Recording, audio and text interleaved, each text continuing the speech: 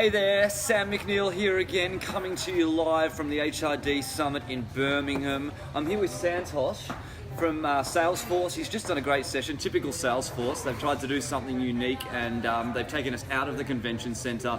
We're at a comedy club and they opened the presentation with a comedian, super engaging, really good stuff. Santosh, very quickly, tell everyone what it is you do for people watching at home and what the session was about in a nutshell.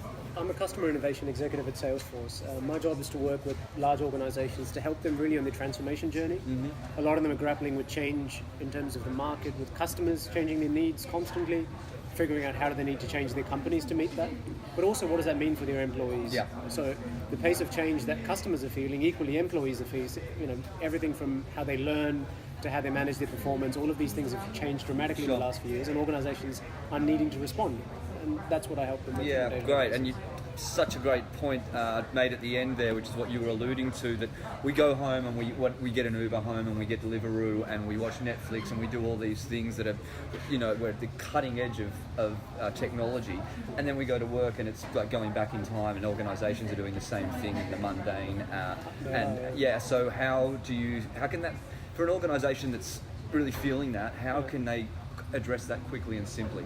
I think the first thing to do is really immerse themselves in the shoes of the employee and start to empathize with what they're going through and think about the questions that it's an employee's mind constantly. It's about how they're growing their careers, how they're managing their performance, how they're constantly learning, and it's thinking about answers in the context of how easy it is for them to do that if they're not at work. Right, so if I want to learn something at the moment, I jump on YouTube and watch a video. If I need to fix my boiler at the moment, I'm not going to go to a technician. I'm not going to go to an online, or a physical course. I'm just going to look up a quick video. But at workplaces, to try and get training, you've got to ask a year in advance. You need to get time off. You need to get budget. So there's a fundamental disconnect at the moment with the reality people are facing as consumers, and quite frankly, in a lot of cases, enjoying it, and then the disconnection that they face when they get to work. And it's only going to lead to losing people, to getting disengaged employees and frustrated employees. And for organizations, the benefit is simple. You get more productive employees and more happy employees. Excellent. And finally, you mentioned a quiz that you, or a survey, I guess, that you did 30 questions. You showed us a few of them. Yes. That was across all sectors, very broad. Yes. What was the most surprising answer for you that you didn't think would be the answer? I think the most interesting one was thinking about what motivates people at work. And I thought I had the answers to that. And I thought HR professionals in the room had the answer to that. And the response is quite surprising because amongst a number of things, we talked about growing your career. Is that what motivates you?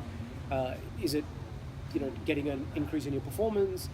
But what people really asked for was recognition. And feedback, right? To say, just let me know I'm doing a good job. And it wasn't even about going above and beyond. So the human touch is still required. How you deliver it's really up to you, but that conversation about whether you're doing a good job or not is not something that needs to be done once a year. No. It's constant and continuous so that people feel valued and that their contribution really is making an impact. They need to know that. Yeah, nice one. And one more question, because I find this stuff interesting.